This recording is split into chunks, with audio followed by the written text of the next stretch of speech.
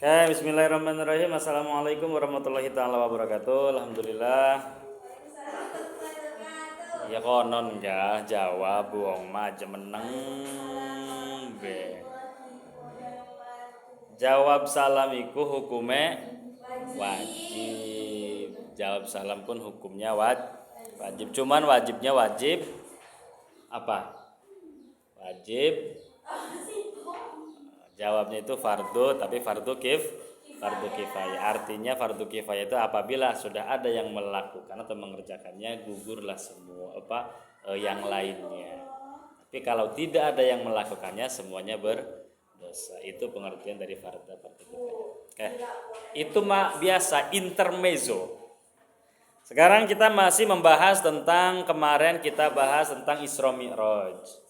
Bahwa Nabi Muhammad Shallallahu Alaihi Wasallam itu di Isra dan di Mi'rajkan oleh Nabi Muhammad karena ada beberapa hal ya. Nah kemudian dalam perjalanan Nabi Muhammad itu ya pernah berhenti di 5 tempat. Kemudian ketika Mi'raj naik dari langit ke-1, ke-2, ke-3, ke-4 sampai ke-7, kemudian ke Sidratul Muntaha bertemu dengan Allah, ngobrol-ngobrol dan dapatlah perintah sholat 5 waktu. Nah di sini yang akan kita bahas pada pertemuan kali ini adalah tamsil dan hikmah peristiwa Isra Mi'raj. Nah kenapa? Karena di dalam suatu peristiwa Isra Mi'raj itu pasti ada tamsilnya. Tamsil itu apa? Tamsil itu adalah contoh. Gitu. Nah contoh di dalam peristiwa Isra Mi'raj ini terjadi di masa kehidupan umat Nabi Muhammad. Nah, contohnya tamsil yang pertama, ditamsil di dalam Isra, tamsil dalam perjalanan Isra Nabi Muhammad yang pertama itu adalah Nabi Muhammad pernah melihat seseorang yang memotong padi, jareh wong kenane mah panen. Jadi ketika Nabi Muhammad itu melakukan Isra kan berjalan. Nabi Muhammad itu melihat seseorang lagi panen padi tapi terus orang pernah asat-asat. Dari sini panen nih. Ini pohon padi. Dipanen nih. Pindah ke sana. Di sininya belum habis dipanen, yang sudah dipanen tumbuh lagi. Sudah waktunya panen lagi, terus muter orang tek-tek parine. Jadi manen terus, tumbuh terus. Itu tamsil daripada apa? Kan Nabi Muhammad juga bingung, kok ada seseorang ketika nanam padi, ketika memanen padi, itu belum juga habis yang di depannya, yang di belakangnya, yang tadi dipanen sudah tumbuh lagi, sudah waktunya panen lagi. Nah, Nabi Muhammad bertanya kepada malaikat Jibril, siapa itu? Kata Nabi Muhammad.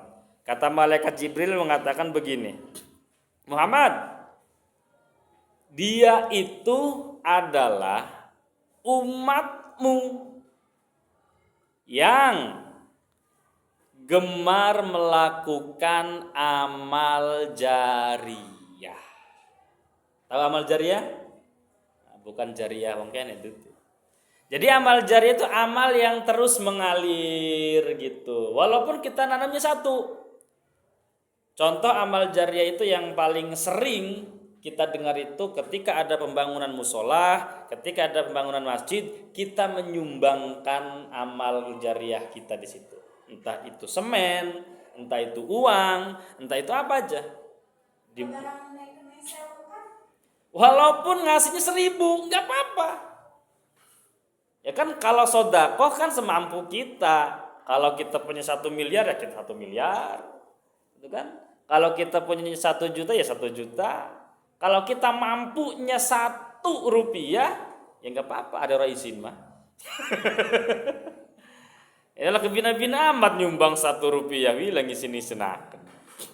Enggak apa-apa, walaupun kita mampunya 1.000 rupiah dengan ikhlas ridho karena Allah, insya Allah yang 1.000 itu karena ikhlasnya kita akan menjadi amal jariyah. Itu yang nanti akan selalu mengalirkan amalan pahala kepada kita ketika kita nanti meninggal.